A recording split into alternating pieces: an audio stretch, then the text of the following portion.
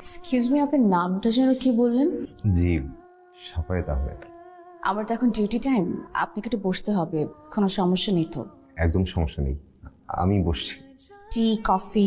জি, চা হলে ভালো হয়, চিনি একদম কম। আমি পাঠাচ্ছি। ডক্টর রিমি, ফুলগুলো আপনার জন্য। White gladiolus. Thank you mister Shafer. ওই মানে দেখা করতে আসবো তো, কি নিয়ে আসবো বুঝতে পারছিলাম না, তাই। Thank you, please have a seat.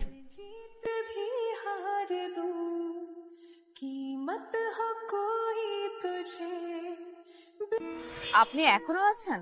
আমি তো ভেবেছি আপনি চলে গেছেন। না, ওই মানে হ্যাঁ বসেই ছিলাম, ভাবলাম যে নিচে এসে একটু পায়চারি করি। আচ্ছা, আপনার কি আজ কাজ শেষ? জি, আজকের মতো আমার ডিউটি শেষ। চলুন হাঁটতে হাঁটতে কথা বলি। বিয়ের জন্য কেমন মেয়ে খুঁজছেন? এমন মেয়ে কেমন মেয়ে বিষয়টা আসলে এমন না।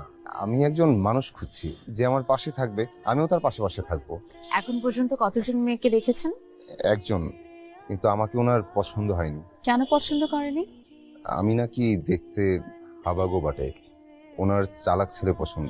আপনার কি মনে হয় আপনি কি চালাক নাকি হাবাগোবা? আসলে এই প্রশ্নের উত্তরটা আমি অনেক খুঁজেছি, কিন্তু কোনো কুল কিনারা পাচ্ছি না। আই রিকশা। बिन मांगे इतना दिया वरना है मिलता कहा। উত্তরটা আমি দিয়ে দিই। মেয়েটা আসলে সত্যি কথা বলেছে, আপনি আসলে একটু হাবাগোবা টাইপের। হাবাগোবা ছেলে নিয়ে আমার কোনো সমস্যা নেই, আপনাকে নিয়ে ভাবা যেতে পারে। দুটো এক্সামে কিন্তু পাশ করে গেছেন, আর তিনটা বাকি। আচ্ছা একটা কথা বলি, এই ফুলে কোনো গন্ধ নেই কেন? ফুলে গন্ধ না থাকায় কি আমার ফেল করার সম্ভাবনা আছে? আপনার কেমন স্মেল পছন্দ? কেরোসিনের গন্ধ পছন্দ আমার। কিসের স্মেল? কেরোসিনের। অনেক দেরি হয়ে যাচ্ছে, আজ আসি।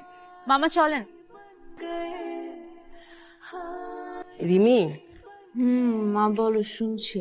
দেখ তো এই ছেলেটা কেমন, দেখ। মা আবারও ছেলে? হ্যাঁ, ওই সামাদ ভাই আরো কয়েকটা বায়োডাটা দিয়ে গেল। এই ছেলেগুলো তো একটার থেকে আরেকটা কোয়ালিফাই। দেখ, মা আমি কয়টা বিয়ে করবো? বিয়ে তো একটাই করবি। তো মা যদি একটা বিয়ে করি তাহলে তো আজকে একজন ছেলে আসলো আমার চেম্বারে। না না, ওই ছেলে বাদ। এই ছেলেটা হচ্ছে সরকারি চাকরি করে। এই ছেলেটা হচ্ছে বুয়েট থেকে পাশ করা। দেখ, ঠিক আছে মা, সবগুলো দেখেছি, এখন তুমি যাও তো, আমি এখন পড়ছি। हर जीत भी हार दूं कीमत हो कोई तुझे